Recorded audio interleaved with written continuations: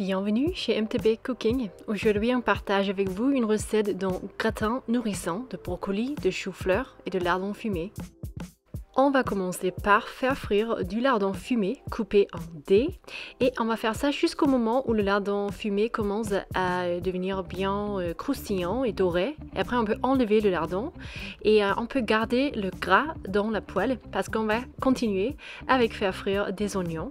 Ici, on utilise des morceaux d'oignons coupés pas trop finement.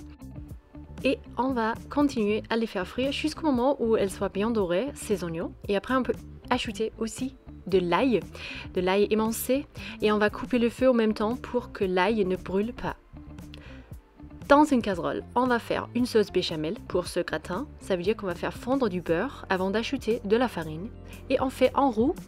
Cela veut dire que les deux ingrédients se mélangent bien à chaud et ça devient presque brune dans la couleur et avec un bon sang de noix. On ne veut pas le goût de la farine, du coup il faut chauffer ce mélange un petit peu avant d'ajouter le lait. Et on utilise un lait entier pour un résultat crémeux. C'est important parce que le gratin consiste de beaucoup de légumes. Dans les légumes, il n'y a pas beaucoup de richesse, pas beaucoup de calories et on veut bien aussi avoir un certain poids dans le plat. On ne veut pas faire cette sauce trop liquide parce qu'il y a de l'eau dans les légumes et on ne veut pas que le plat soit trop liquide. Voilà, c'est la consistance que l'on souhaite obtenir. On va assaisonner la sauce un peu en ajoutant du paprika, c'est du paprika doux, et on ajoute aussi de la noix de muscade. Cela c'est indispensable dans une sauce béchamel. Et pour transformer cette sauce en une sauce mornay, on ajoute du fromage cheddar fraîchement râpé dans notre cuisine. C'est encore mieux que l'acheter déjà râpé. Et le cheddar commence à fondre, c'est super belle à voir dans la sauce. On va aussi ajouter du parmesan à notre fromage, mais avant de l'ajouter, on va vous montrer que l'on assaisonne aussi avec du poivre et du sel. On utilise du poivre fraîchement du moulin.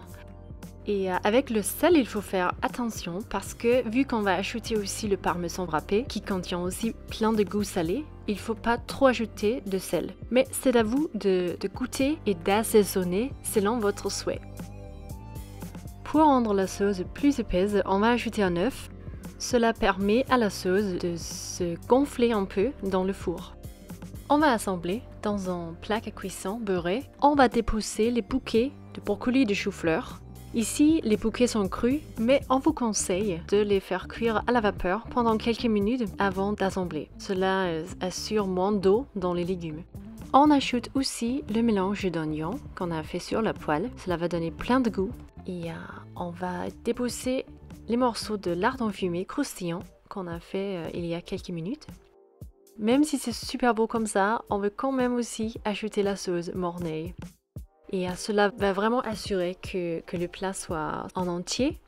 On a aussi déposé du fromage cheddar et parmesan au-dessus avant de faire cuire ce gratin 45 minutes à 175 minutes au four. Le résultat, c'est un gratin super crémeux avec une beau couche de fromage fondu. C'était super bon. On vous conseille vraiment de faire cette recette dans votre cuisine. On souhaite que vous avez aimé. Likez la vidéo s'il vous plaît. Abonnez à notre chaîne et à la prochaine dans une nouvelle vidéo MTB Cooking. Salut!